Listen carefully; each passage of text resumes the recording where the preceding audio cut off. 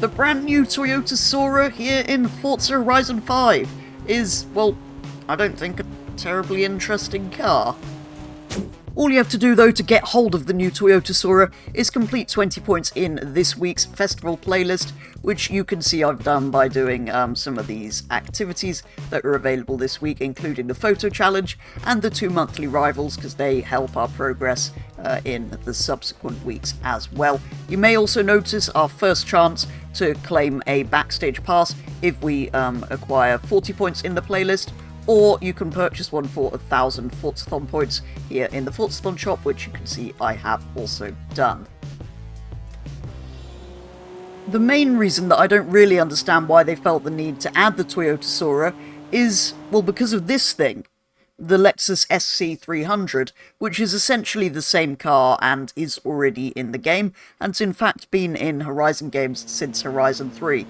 It's also so boring that I genuinely forgot that it was already in this game, and I hadn't driven mine until, well, the morning of the Soarer being added.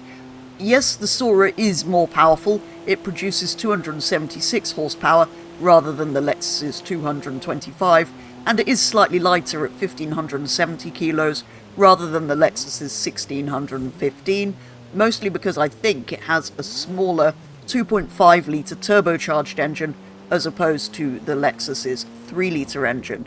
This also means it's rated just into B class at 601, whereas the Lexus is way down in C at 555. Both, though, look exactly the same, are fairly slow from standard, and are rear-wheel drive. The only kind of noticeable difference I can see is that we finally now have this car with the steering wheel on the correct side in the Soarer, whereas it's on the wrong side in the Lexus. As it's dismally slow from standard though, we thought it would be a great idea to race a whole field of stock ones around the Horizon Mexico circuit. For it to... If you do it in a race, maybe.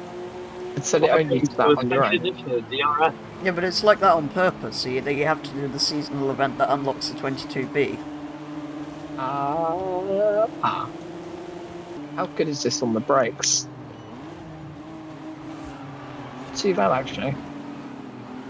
The brakes failed on Jay's car. I made it work! You somehow didn't kill anyone either. Slightly tough. Oh! This Slightly has to be tough one of the view. most boring vehicles I've driven that has been added to this game most recently. I actually like how this drives.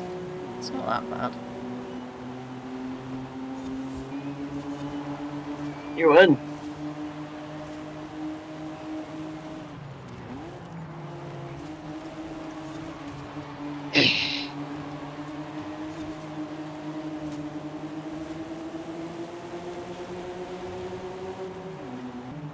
Sorry, Ewan!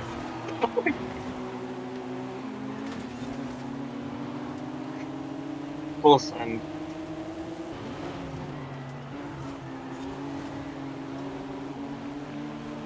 didn't really work. But no, that just slowed you down. Okay.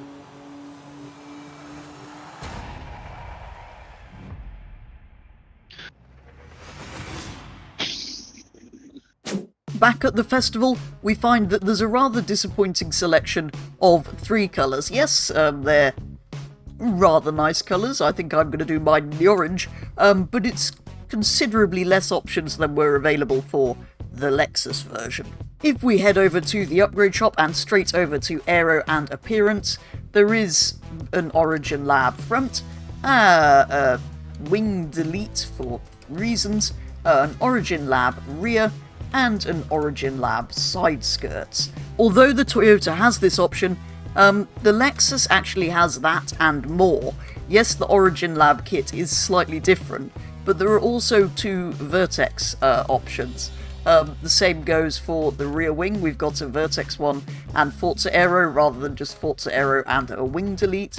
We've also got more rear bumper options and more side skirt options. There are also several engine swaps. There's a 6.2-litre V8, 2.6-litre inline-6 twin-turbo, a racing 3-litre inline-6 turbo, and a 2.6-litre 4-rotor racing engine.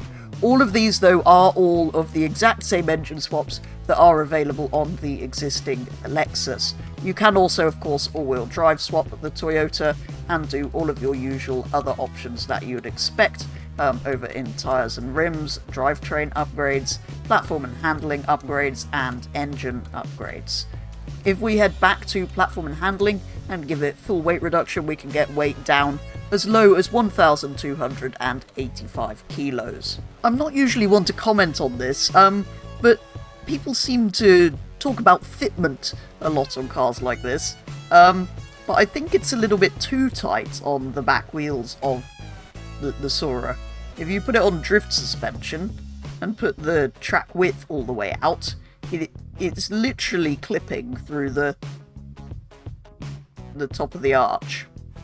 Anyway, with this drift suspension equipped and the tyres clipping through the arches, and a quad rotor producing much horsepower, it immediately becomes quite a good drift car.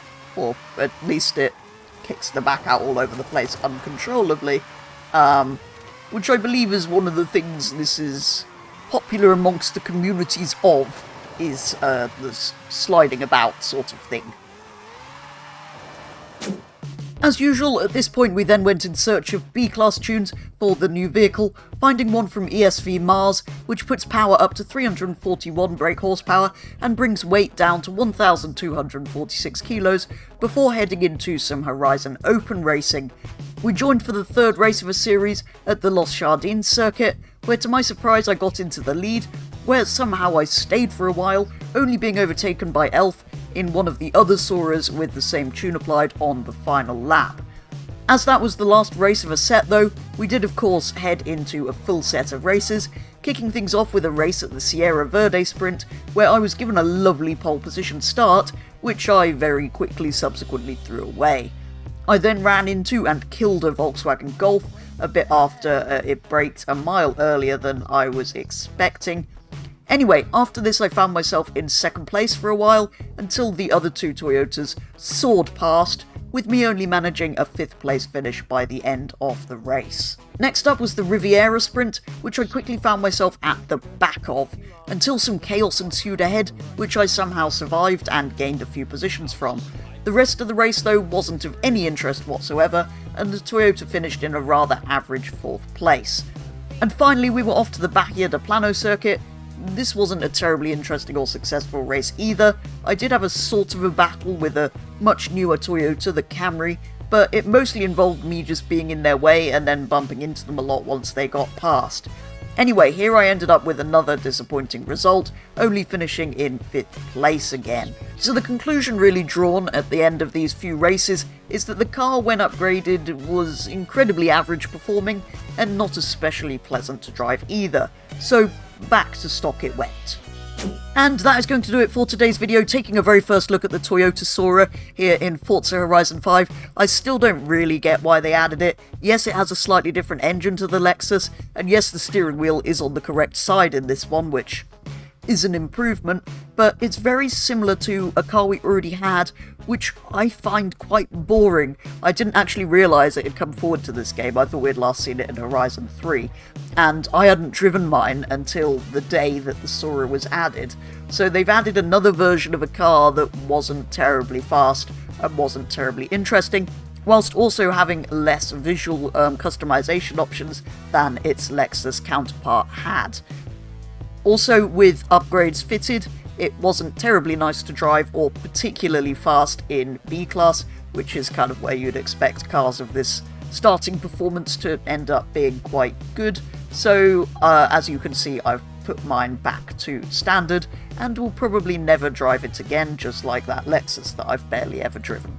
Anyway, as ever, do let me know your thoughts on this brand new addition to the Forza series, but for today's video that is going to be all, so thank you very much for watching, and I will be back with the next one very soon.